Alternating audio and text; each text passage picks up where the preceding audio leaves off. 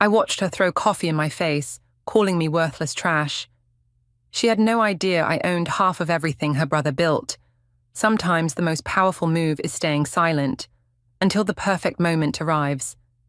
This is how I made his cruel sister regret every word. Before we dive into this story, hit that subscribe button and turn on notifications. You won't believe how this situation unfolds. And stick around until the end. The confrontation will leave you speechless. Now, let me take you back to where it all began. My name is Sophie, and 6 months ago, I made a decision that would change everything. I agreed to become invisible.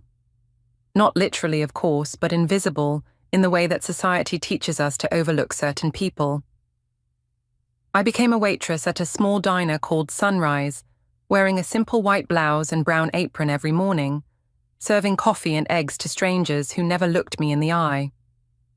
But here's what nobody knew. I was married to one of the richest men in the city. His name is Christopher, and when I met him, I had no idea who he was. I was finishing my master's degree in business, sitting in a coffee shop at midnight, drowning in research papers and exhaustion. He sat down at my table without asking, slid a fresh cup of coffee toward me, and said something I'll never forget. "You look like someone fighting a war nobody else can see." He was right. I was fighting to prove myself in a world that judged me by my last name, my clothes, my lack of connections. Christopher saw past all of that. We talked until sunrise, and I fell in love with a man who listened more than he spoke, who asked about my dreams instead of talking about his own.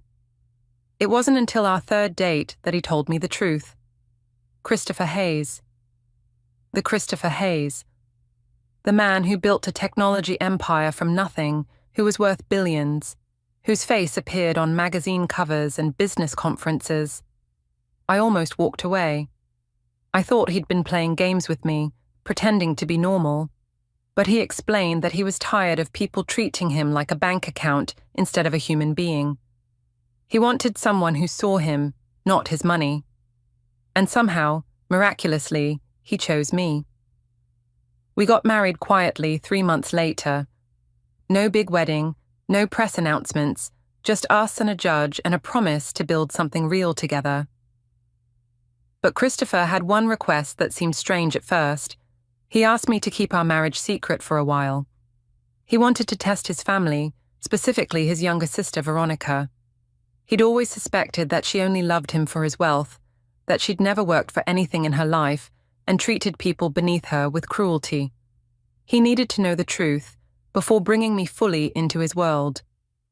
So we created a plan. I would work undercover as a waitress, living a modest life, while Christopher observed how his sister treated someone she believed had nothing. I agreed because I understood his need for truth. And honestly, part of me was curious too. So there I was, standing behind the counter at Sunrise Diner, pouring coffee and wiping down tables at 5 in the morning. My co-workers were kind, hard-working people who had no idea that I went home to a penthouse every night. I was good at the job. I liked the simplicity of it, the honest exchange of service for gratitude. Most customers were respectful, tired people just trying to get through their day. But everything changed the day Veronica walked through that door. I recognized her immediately from the photos Christopher had shown me. She swept in like she owned the place, wearing a red designer dress that probably cost more than most people's monthly rent. Her jewelry caught the morning light, diamonds and gold dripping from her wrists and neck. She had 3 friends with her, all dressed similarly, all wearing the same expression of bored superiority. They chose a booth in my section, and I watched as Veronica snapped her fingers at me without even looking up. Not a wave, not a polite gesture, just fingers snapping like I was a dog. I walked over with my notepad and my best customer service smile. "Good morning, ladies. What can I get for you today?" Veronica finally looked at me, and the disdain in her eyes was immediate. She looked me up and down like I was something unpleasant she'd stepped in. "I want a skinny vanilla latte, extra hot with oat milk, but make sure it's the expensive brand, not that cheap stuff. And I want it in exactly 4 minutes. Can your little brain handle that?" Her friends giggled. I felt the heat rise in my cheeks, but I kept my smile. Of course. And for everyone else. I took their orders while they continued their conversation as if I didn't exist, talking about their shopping trips and spa appointments, and complaining about how hard it was to find good help these days. When I brought their drinks, Veronica took one sip of her latte and made a disgusted face. "This is terrible. Did you even try, or are you just that incompetent?" I knew the drink was perfect. I'd made it exactly to her specifications. But I also knew what this was really about. This wasn't about coffee. This was about power, about her need to feel superior to someone. "I'm sorry," I said calmly. "I can remake it for you." She waved her hand dismissively. "Don't bother. Someone like you probably can't do any better." That was day one. I went home that night and Christopher held me while I told him everything. He was furious, wanted to confront her immediately, but I stopped him. "Not yet," I said. "Let's see how far she'll go." He agreed, though I could see how much it hurt him to watch his sister reveal herself this way. Veronica came back the next day, and the day after that. Each visit was worse than the last. She seemed to enjoy having someone she could torment, a captive audience who couldn't fight back without losing their job.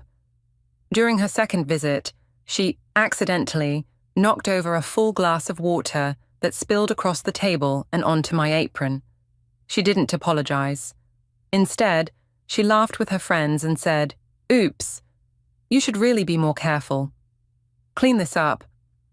I cleaned it up while they watched, making comments about how clumsy I was, how people like me just couldn't handle simple tasks. The third visit was when she threw the coins. She'd finished her meal, and instead of leaving a tip on the table like a normal person, she pulled out a handful of change and tossed it on the floor at my feet. Quarters and dimes scattered across the tile. "That's all you're worth," she said, loud enough for nearby tables to hear. "Pick it up." The entire diner went silent. My co-workers looked at me with pity and anger. One of them, an older woman named Grace, started to come over, but I shook my head slightly. I bent down and collected every single coin, while Veronica and her friends watched and laughed. Each piece of metal I picked up felt like a piece of my dignity, but I reminded myself why I was doing this. Christopher needed to see the truth, and honestly, I needed to see it too, but nothing prepared me for the coffee incident. It was her fourth visit to the diner, and I could tell she was in a particularly cruel mood. Maybe she'd had a bad day, or maybe she just enjoyed the power she felt when she walked through those doors. She ordered a latte again, and when I brought it to her, she barely glanced at it before declaring it was cold. I'd just made it. Steam was still rising from the cup, but she insisted it was unacceptable and demanded I make another one immediately. I went back, made a fresh latte, and brought it to her table. She picked it up, looked me directly in the eyes, and threw the entire cup at my face. Hot coffee hit my skin, my hair, my uniform. It dripped down my cheeks and soaked into my blouse. The pain was sharp, but not unbearable. What hurt more was the humiliation, the gasps from other customers, the shocked silence that followed. Veronica smiled at me, a cold, satisfied smile. "Maybe that will teach you to serve better," she said. "People like you need to learn your place."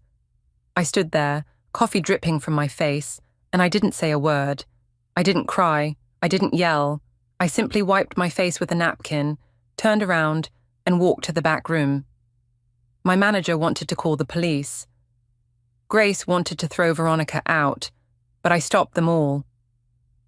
"It's fine," I said, even though it wasn't fine. "I can handle it." What nobody in that diner knew was that Christopher had been sitting in his car across the street, watching everything. He'd been doing that every time Veronica came in, making sure I was safe but staying hidden. When I got to my car after my shift, I found a text from him. "I'm so sorry. Soon." I replied, "It's almost time." That night, Christopher told me he was done waiting. He was hosting his annual charity gala in 1 week, the biggest social event of the year. Everyone who mattered in the city would be there. including Veronica. He wanted to end this experiment at the gala, in front of everyone. I agreed. It was time for the truth to come out. The week passed slowly.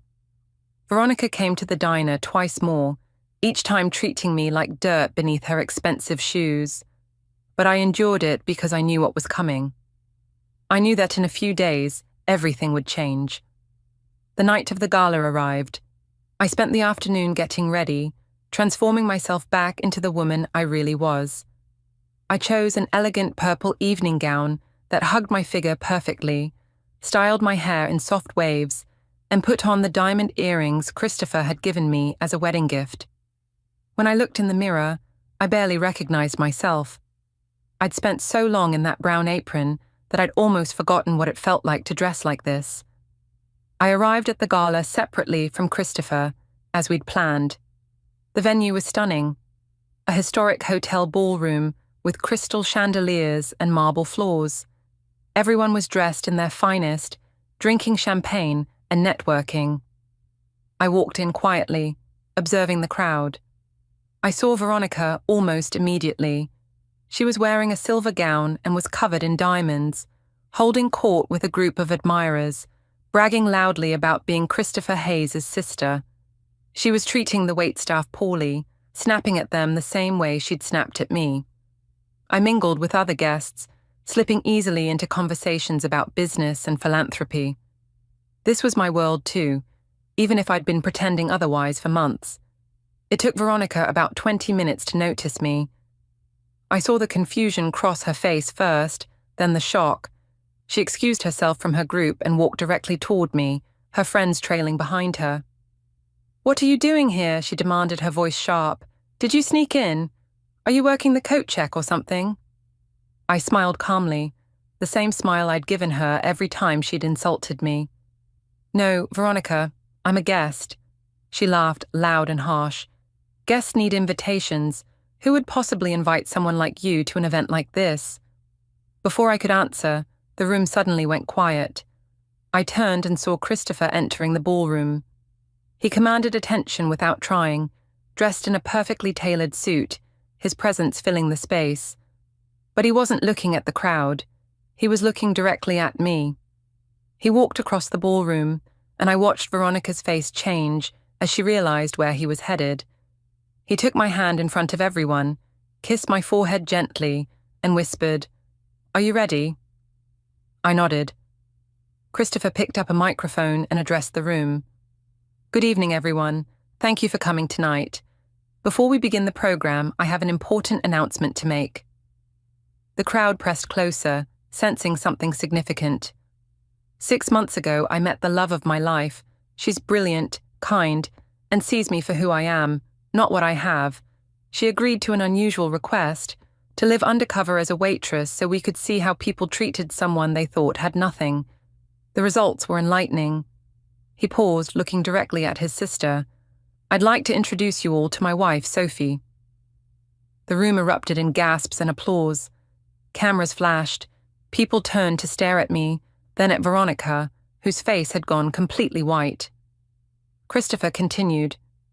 "Sophie worked at Sunrise Diner for the past few months.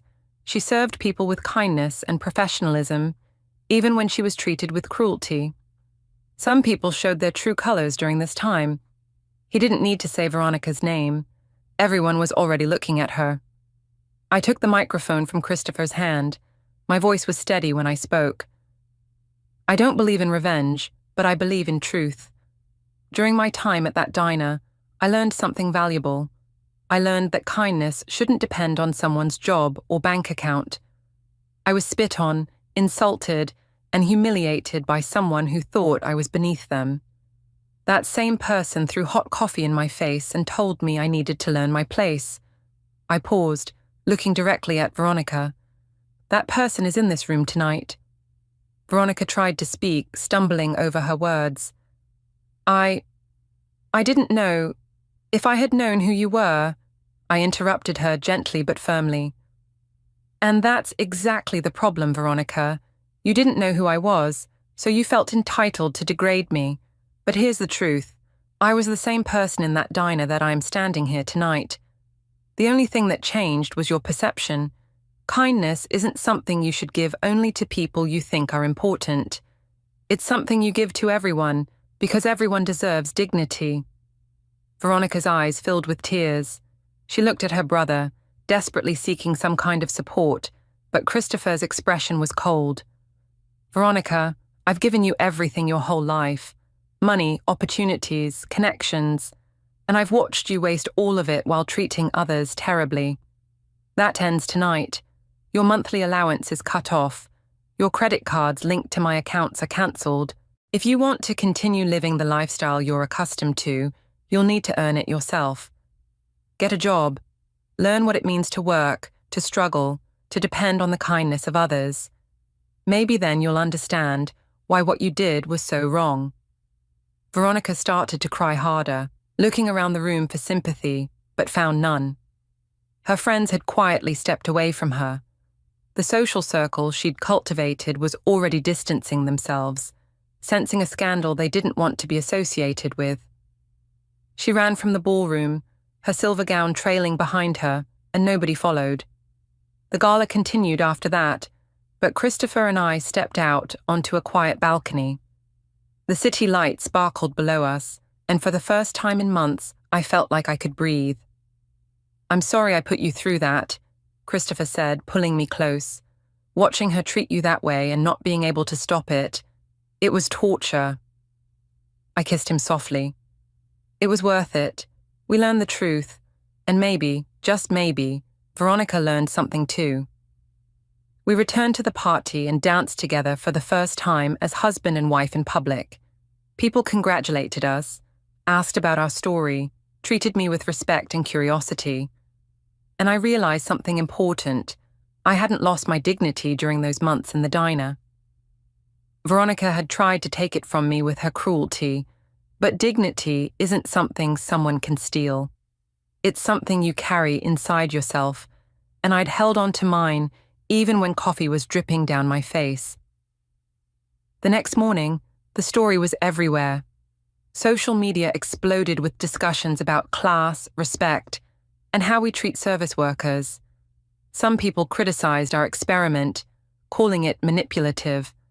Others praised us for exposing the ugly truth about how society treats people based on their perceived status. I didn't care much about the public reaction. What mattered to me was that Christopher knew the truth about his sister, and more importantly, that I'd proven something to myself. I could withstand cruelty without becoming cruel. I could maintain grace under pressure, and I could stand up for myself when the moment was right. As for Veronica, I heard through Christopher that she eventually got a job at a retail store. It was hard for her at first. She'd never worked before, never had to smile at rude customers or stand on her feet for 8 hours. But slowly she started to change. She called Christopher after 3 months and apologized, really apologized, for everything. She asked if she could meet me for coffee. I agreed. We met at a small cafe, not unlike the diner where she'd tormented me. She looked different. Less makeup, simpler clothes, tired eyes. "I was awful to you," she said, her voice shaking. "I can't even explain why, except that I thought I was better than you because of who my brother was. But working these past few months, having people treat me the way I treated you, I understand now. I'm so sorry, Sophie." I accepted her apology, though I told her that forgiveness would take time and would depend on her actions going forward. She nodded, understanding that words alone weren't enough. Christopher eventually restored a small allowance for her, enough to live modestly, but made it clear that if she wanted more, she'd need to earn it through work and personal growth. Last I heard, she was still working and had started volunteering at a homeless shelter on weekends. People can change, I suppose, when they're forced to walk in someone else's shoes. Sometimes the people who look down on us are the ones who need to look within themselves. I stayed graceful under pressure and won everything without fighting back. What do you think? Did I handle this the right way? Drop your thoughts in the comments below. If this story moved you, smash that like button and share it with someone who needs to hear it. And don't forget to subscribe, because I have more incredible stories coming your way. Remember, treat everyone with respect. You never know who they really are. I'm Sophie, and I'll see you in the next one.